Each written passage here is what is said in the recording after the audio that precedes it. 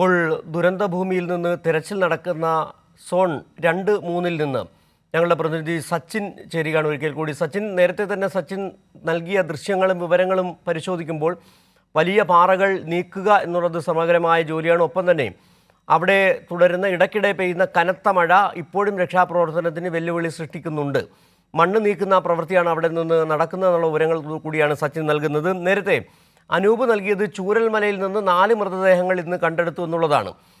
ഒപ്പം തന്നെ പടവെട്ടിക്കുന്നിൽ നിന്ന് 4 പേരെ രക്ഷപ്പെടുത്താനും കഴിഞ്ഞു. സച്ചിൻ നിൽക്കുന്ന സ്ഥലത്ത് ആരെങ്കിലും അത്തരത്തിൽ ഏതെങ്കിലും മൃതദേഹം കണ്ടെത്തിയോ, ആരെങ്കിലും രക്ഷപ്പെടുത്താൻ കഴിഞ്ഞോ, ഏതെങ്കിലും പുതിയ വിവരങ്ങൾ പങ്കുവയ്ക്കാനുണ്ടോ?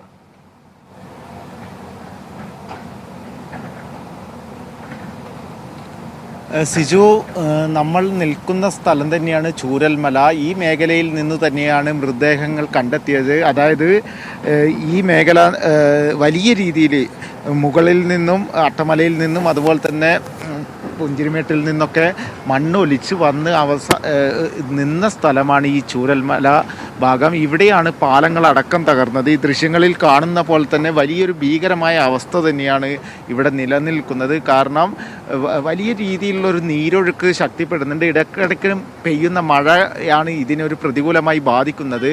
നിലവിൽ മഴ ഇല്ല, എന്നാൽ പോലും ഒരു ഇടവിട്ട് മഴ പെയ്യുന്നത് രക്ഷാപ്രവർത്തനങ്ങളെ അതുപോലെ തന്നെ ഈ തെരച്ചിലിനൊക്കെ വലിയ രീതിയിൽ ബാധിക്കുന്നുണ്ട്. വലിയ രീതിയിലുള്ളൊരു തെരച്ചിൽ തന്നെയാണ് ഇന്ന് ആരംഭിച്ചിട്ടുള്ളത്. കാരണം ബേലി പാലം ഇന്നലെ വൈകിട്ടോടുകൂടി യാഥാർത്ഥ്യമായതോടെ ഇറ്റാച്ചിയും അതുപോലെ തന്നെ JCB അടക്കമുള്ള വാഹനങ്ങൾ ഈ മേഖല ദുരന്ത ഭൂമിയിലേക്ക് എത്തിക്കാൻ ഏറെ സഹായകരമായ രീതിയാണ് ഇന്നലെ വൈകിട്ടോടുകൂടി പാലം നിർമ്മാണത്തിൽ ഉണ്ടായിട്ടുള്ളത്. അതുകൊണ്ട് തന്നെ 15ഓളം ഹിറ്റാച്ചി JCB ഉപകരണങ്ങളാണ് ഞാൻ നിൽക്കുന്ന ഭാഗങ്ങളിൽ തെരച്ചിലിൽ ഏർപ്പെട്ടിരിക്കുന്നത്. മാത്രമല്ല, നേരത്തെ പറഞ്ഞതുപോലെ മുണ്ടക്കൈ മേഖലയിലൊക്കെ വലിയ രീതിയിലുള്ള ഹിറ്റാച്ചികളും അതുപോലെ തന്നെ മറ്റ് വാഹനങ്ങൾ, ആംബുലൻസ് അടക്കമുള്ള വാഹനങ്ങളും അവിടെ എത്തിച്ചിട്ടുണ്ട്. കാരണം കണ്ടെത്തുന്ന മൃതദേഹങ്ങൾ അപ്പോൾ തന്നെ പരിശോധനകൾക്കായി എത്തിക്കാനും മറ്റു സൗകര്യങ്ങൾക്കുമായാണ് ഇത്തരത്തിൽ വാഹന സൗകര്യങ്ങൾ ഏർപ്പെടുത്തിയത്. ഇത് കഴിഞ്ഞ ദിവസങ്ങളിലൊന്നും ഇത്തരം സൗകര്യമില്ലായിരുന്നു. കാരണം മുണ്ടക്കൈയും അതുപോലെ തന്നെ ചൂരൽമലയും രണ്ടും ഒരു ഭാഗങ്ങളും തമ്മിൽ ഉരുൾപൊട്ടലിൽ വിഭജിക്കപ്പെട്ടു. ചെറിയൊരു തോടുണ്ടായിരുന്ന ഭാഗമാണ് ഇന്നൊരു വലിയ പുഴയുടെ ഭീതിയിലേക്ക് മാറിയിരിക്കുന്നത്. അത് മാത്രമല്ല, ശക്തമായ നീരൊഴുക്കും ഈ ഭാഗത്ത് കൂടെ ഒഴുകുന്നുണ്ട്. ദൃശ്യങ്ങളിൽ കാണുന്നത് പോലെ തന്നെ ഇടയ്ക്കിടയ്ക്ക് പെയ്യുന്ന മഴയാണ് ഇത്തരം തിരച്ചിലിനെ പ്രതികൂലമായി ബാധിക്കുന്നത്. നമ്മൾ നിൽക്കുന്ന ഭാഗങ്ങളിൽ വലിയ പാറകൾ ഒലിച്ചു വന്ന് അടിഞ്ഞിട്ടുണ്ട്. ഇതിൽ അതായത് പൊട്ടിച്ച് മാറ്റാതെ ഇവിടെ തിരച്ചിൽ പൂർണ്ണമാകില്ല. കാരണം ഇതിനടിയിൽ മനുഷ്യ സാന്നിധ്യം ഉണ്ടോ എന്ന കാര്യങ്ങൾ പരിശോധിക്കണമെങ്കിൽ ഈ പാറകൾ പൊട്ടിക്കണം. ഇപ്പോൾ നിലവിൽ ഈ ഭാഗങ്ങളിലൊക്കെ മണ്ണുകൾ മാറ്റുകയാണ് ചെയ്യുന്നത്. കാരണം ഈ കെട്ടിടങ്ങളുടെയും അതുപോലെ തന്നെ മറ്റും അവശിഷ്ടങ്ങൾ ഈ വെള്ളാർമല HSന്റെ അരികിലൂടെ വലിയ തരത്തിലുള്ള കുത്തൊഴുക്കാണ് കാണാൻ കഴിഞ്ഞത്. പക്ഷെ ഇപ്പോൾ അവിടെ ഈ നീരൊഴുക്ക് കുറഞ്ഞതായി നമുക്ക് ദൃശ്യങ്ങളിൽ നിന്ന് കാണാൻ കഴിയുന്നുണ്ട്. അത് ഈ മണ്ണ് മാറ്റുന്നതിന് സഹായകരമായിട്ടുണ്ട്. അതുകൊണ്ടല്ലേ ഈ 4ാം ദിനത്തിലെ ഈ രക്ഷാദൗത്യം അല്പം കൂടി സുഗമമായത്?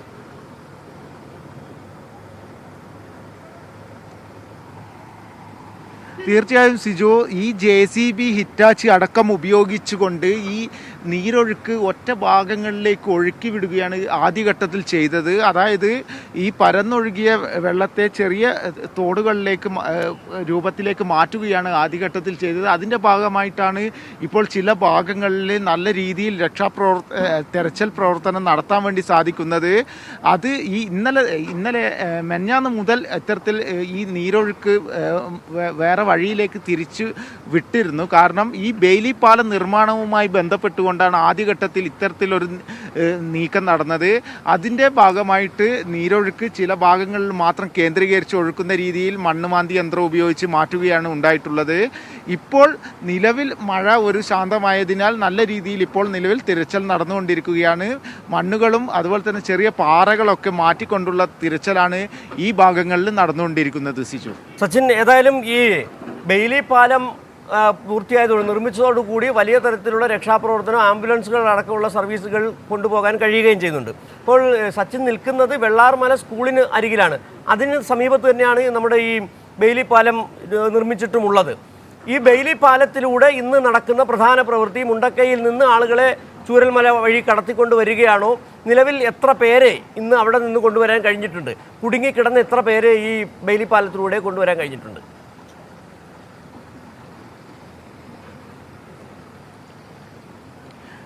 സിജു, കഴിഞ്ഞ ദിവസങ്ങളിൽ തന്നെ സാഹസികമായി ഈ ഭാഗങ്ങളിൽ കുടുങ്ങിക്കിടുന്ന ആളുകളെ എല്ലാം തന്നെ രക്ഷപ്പെടുത്തിയിരുന്നു. ഇന്ന് മാത്രമാണ് ഒരു 4 പേർ ഒറ്റപ്പെട്ട അവസ്ഥയിൽ പാടിക്കുന്നിൽ കുടുങ്ങിക്കിടന്നത്. അവരെ മാത്രമാണ് ഇന്ന് രാവിലെ നമ്മളോട് സംസാരിച്ച ഒരു പ്രദേശവാസി സലീം പറഞ്ഞത് കഴിഞ്ഞ പാടിവെട്ടിക്കുന്നിൽ തന്നെ നിരവധി പേർ ഇനിയും കുടുങ്ങിക്കിടക്കുന്നുണ്ട്, ഒറ്റപ്പെട്ട ചില വീടുകളുണ്ട് എന്നാണ് പറഞ്ഞത്.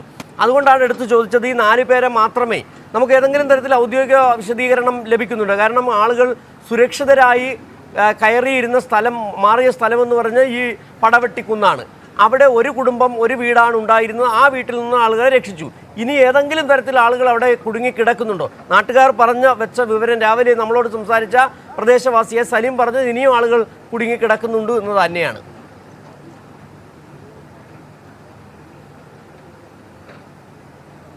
പാടിവെട്ടിക്കുന്ന് ഈ ദുരന്തഭൂമിക്ക് സമീപമുള്ള ഒരു പ്രദേശമാണ്. അവിടെ നിലവിൽ ഈ സമീപവാസികളിൽ നിന്നും അറിഞ്ഞതുപോലെ തന്നെ അവിടെ കുടുങ്ങിക്കിടക്കുന്നുണ്ട് എന്ന് പറഞ്ഞിട്ടും നിലവിൽ ആരെയും കണ്ടെത്തിയിട്ടൊന്നുമില്ല. ഈ 4 പേരെ മാത്രമാണ് അവിടെ നിന്ന് രാവിലെ രക്ഷപ്പെടുത്തി കൊണ്ടുവന്നിട്ടുള്ളത്. അവരെ ഫയർ ആൻഡ് റെസ്ക്യൂവിൻ്റെ നേതൃത്വത്തിലാണ്, ആർമിയുടെ നേതൃത്വത്തിലാണ് രക്ഷപ്പെടുത്തിയിട്ടുള്ളത്. അവർ 4 പേര് സുരക്ഷിതരായി തന്നെയായിരുന്നു വീടുകളിൽ ഉണ്ടായിരുന്നത്. അതിലൊരു സ്ത്രീയുടെ കാലിന് ചെറിയ പരുക്ക് മാത്രമാണ് ഉണ്ടായിട്ടുള്ളത്. അവരെ ദുരിതാശ്വാസ ക്യാമ്പിലേക്ക് മാറ്റിയിരുന്നു. അവരുടെ ബന്ധുവായ ഒരു സ്ത്രീ തന്നെയാണ് ഇവരെ ആ വീടുകളിലുണ്ട് എന്ന കാര്യം വിളിച്ച് ഫയർഫോഴ്സിനെ അറിയിച്ചത് എന്നാണ് നമ്മൾക്ക് ലഭിച്ച വിവരം. അത്തരത്തിൽ നിലവിൽ വലിയ രീതിയിൽ ആളുകളെ എല്ലാം അവിടെ നിന്ന് മാറ്റി, ആദ്യഘട്ടത്തിൽ തന്നെ മാറ്റിയിരുന്നു. ഈ മേഖലകളിൽ ചില ഭാഗങ്ങളിലൊക്കെ ഉരുൾപൊട്ടൽ ഭീഷണിയുള്ള ഭാഗങ്ങളിൽ നിന്ന് ഈ മുന്നറിയിപ്പ് ലഭിച്ച ആ സമയങ്ങളിൽ തന്നെ ആളുകളെ ഒഴിപ്പിച്ചിരുന്നു എന്ന വിവരവും നമുക്ക് ലഭിച്ചിരുന്നു. അതിനാൽ തന്നെ ഈ ദുരന്തത്തിൻ്റെ വ്യാപ്തി ഇതിലും ഭീകരമാവുമായിരുന്നു. 300-ലധികം മരണമാണ് ഇപ്പോൾ സംഭവിച്ചിട്ടുള്ളത്. അതിലും കൂടുതൽ ആളുകൾ ഈ മേഖലയിൽ വീടുകളിലായിട്ടും അതുപോലെ തന്നെ മറ്റും തോട്ടം തൊഴിലാളികളും മറ്റ് റിസോർട്ടുകളിലൊക്കെ ആയി ഉണ്ടായിരുന്നു എന്നായിരുന്നു അറിയാൻ വേണ്ടി സാധിച്ചത്. എന്നാൽ മുന്നറിയിപ്പ് ലഭിച്ചപ്പോൾ തന്നെ ചില ഭാഗങ്ങളിൽ നിന്ന് ആളുകളെ മാറ്റിയിരുന്നു. നമ്മൾ ഈ ദൃശ്യങ്ങളിൽ കാണുന്ന സ്കൂളിൽ അടക്കം ആദ്യഘട്ടത്തിൽ ദുരിതാശ്വാസ ക്യാമ്പ് തുറന്നിരുന്നു എന്നാണ് ഇവിടെയുള്ള സമീപവാസികൾ പറഞ്ഞത്. എന്നാൽ ഉരുൾപൊട്ടൽ ഭീഷണി ഉണ്ടാവും എന്ന ഒരു അറിയിപ്പ് തുടർന്ന് ഇവിടെ നിന്നുള്ള ദുരിതാശ്വാസ ക്യാമ്പടക്കം മേപ്പാടിയിലേക്ക് മാറ്റുകയായിരുന്നു ഉണ്ടായിട്ടുള്ളത്. അതിനാൽ തന്നെ ദുരന്തത്തിൽ ഇത്രയും അധികം മരണം ഉണ്ടായിട്ടുണ്ടെങ്കിലും അതിൽ കൂടുമായിരുന്നു. എന്നാൽ ഒരു മുന്നറിയിപ്പ് ലഭിച്ചതിൻ്റെ ഭാഗമായിട്ട് അന്ന് തന്നെ മാറ്റിയിരുന്നു. ഇന്നിപ്പോൾ ബെയിലി പാലം നിർമ്മിച്ചതിൻ്റെ ഭാഗമായിട്ട് ഈ മേഖലയിലെ തിരച്ചിൽ ശക്തിപ്പെടുത്താൻ വേണ്ടി സാധിച്ചിട്ടുണ്ട്. കാരണം ഇന്നലെ മുഖ്യമന്ത്രിയുടെയും അതുപോലെ തന്നെ മന്ത്രിമാരുടെയും നേതൃത്വത്തിൽ നേരിട്ട് ഈ പ്രദേശങ്ങളൊക്കെ സന്ദർശിച്ച് ഈ ബെയിലി പാലം അടക്കമുള്ള പാലത്തിന്റെ നിർമ്മാണം അടക്കം വിലയിരുത്തിയായിരുന്നു മുഖ്യമന്ത്രി ഇവിടെ നിർമ്മാണം പൂർത്തീകരിക്കണം. 9,500-ഓളം പേരാണ് ഇപ്പോൾ നിലവിൽ 9,000-ഓളം പേര് 91 ക്യാമ്പുകളിലായി കഴിയുന്നുണ്ട്. അതുകൂടാതെ ഏറ്റവും പുതിയ കണക്കുകൾ പ്രകാരം 319 മരണം, അതിൽ 200-ഓളം പേരെ ഇനിയും കണ്ടെത്താനുണ്ട് എന്നുള്ളതാണ്. ഈ മേഖലകളിൽ, അതായത് അട്ടമലയിലായാലും നൂൽപ്പുഴയിലായാലും മുണ്ടക്കയിലും ചൂരൽമലയിലും ഉൾപ്പെടെയുള്ള മുഴുവൻ ജനസംഖ്യ, നിലവിൽ വയനാട്ടിലെ ആ മേപ്പാടിയിലടക്കമുള്ള ദുരിതാശ്വാസ ക്യാമ്പുകളിൽ കഴിയുന്ന കുടുംബങ്ങൾ, ആ കുടുംബങ്ങളിൽ നിന്ന് കാണാതായവർ, ആ കാണാതായവരുടെ അടക്കം കണക്കുകൾ ഇപ്പോൾ ദൗത്യസംഘവും ജില്ലാ ഭരണകൂടവും ശേഖരിച്ചിട്ടുമുണ്ട്. അത് വെച്ച് പരിശോധിക്കുമ്പോൾ ഇനി കണ്ടെത്താനുള്ള ആളുകളുടെ എണ്ണത്തെ സംബന്ധിച്ചും കൃത്യമായ കണക്കുകളുമുണ്ട്. ആ കാര്യത്തിൽ ഒരു വ്യക്തത നിലവിൽ സർക്കാർ വരുത്തിയിട്ടുമുണ്ട്. അതുകൊണ്ട് തന്നെ ഒരു ആശങ്കയ്ക്ക് ഇനി അടിസ്ഥാനമില്ല. കണ്ടെത്താനുള്ളവരെ സംബന്ധിച്ച് അതിൽ വളരെ വിഷമത്തോടു കൂടി തന്നെ പറയേണ്ടി വരുന്നുണ്ട്. അവർ ജീവനോടെ ഇനി ഉണ്ടാകാനുള്ള സാധ്യതയില്ലെന്ന് കഴിഞ്ഞ തന്നെ കരസേന പറഞ്ഞ് മുണ്ടക്കയിൽ ഇനിയും ജീവനോടെ ഉള്ളവർ അവിടെ ആരും ഉണ്ടാകാനുള്ള സാധ്യതയില്ലെന്ന് പറയുകയും ചെയ്തു. അതുകൊണ്ട് തന്നെ കണക്കുകളെ സംബന്ധിച്ച് ഇന്ന് വൈകുന്നേരത്തോടെങ്കിലും കൃത്യമായൊരു കണക്ക് ഇന്ന് കൃത്യമായി കിട്ടാനുള്ള സാധ്യതയുണ്ട്. എത്ര പേർ ഇനി കണ്ടെത്താനുണ്ട് എത്ര പേർ മരിച്ചിട്ടുണ്ടാകുമെന്ന് സംബന്ധിച്ച് ഏറെക്കുറെ ഒരു കണക്കുകൾ വൈകുന്നേരത്തോടെ കിട്ടാൻ സാധ്യതയുണ്ടാകും?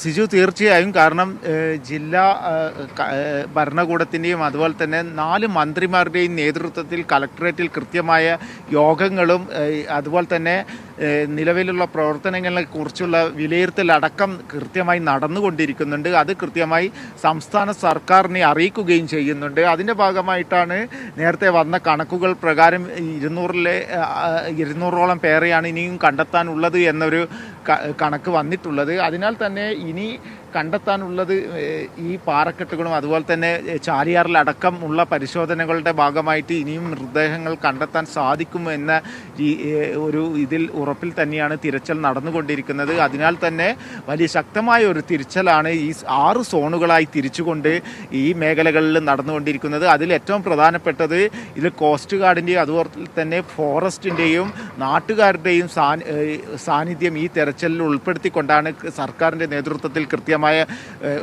ഏകോപനം നടന്നത്. അതിൽ 4 മന്ത്രിമാർ ഇവിടെ ക്യാമ്പ് ചെയ്ത് പ്രവർത്തിക്കുന്നുണ്ട്. മന്ത്രി കെ രാജൻ, മന്ത്രി P A Muhammad Riyas, OR Kelu, AK Saseendran തുടങ്ങിയ 4 മന്ത്രിമാരും ഇവിടെ കൃത്യമായി സ്ഥലമടക്കം സന്ദർശിച്ചു കൊണ്ട് പ്രവർത്തനം വിലയിരുത്തിക്കൊണ്ടാണ് ഇവിടെ മുന്നോട്ട് പോയിക്കൊണ്ടിരിക്കുന്നത്. അതിനാൽ തന്നെ എത്രയും പെട്ടെന്ന് ഇനിയും കാണാതായവരെയും അതുപോലെ തന്നെ പെട്ടെന്ന് തന്നെ കണ്ടെത്താൻ സാധിക്കുമെന്ന ഒരു ഉറപ്പിൽ തന്നെയാണ് സംസ്ഥാന സർക്കാരും അതുപോലെ തന്നെ ഉന്നത ഉദ്യോഗസ്ഥർ.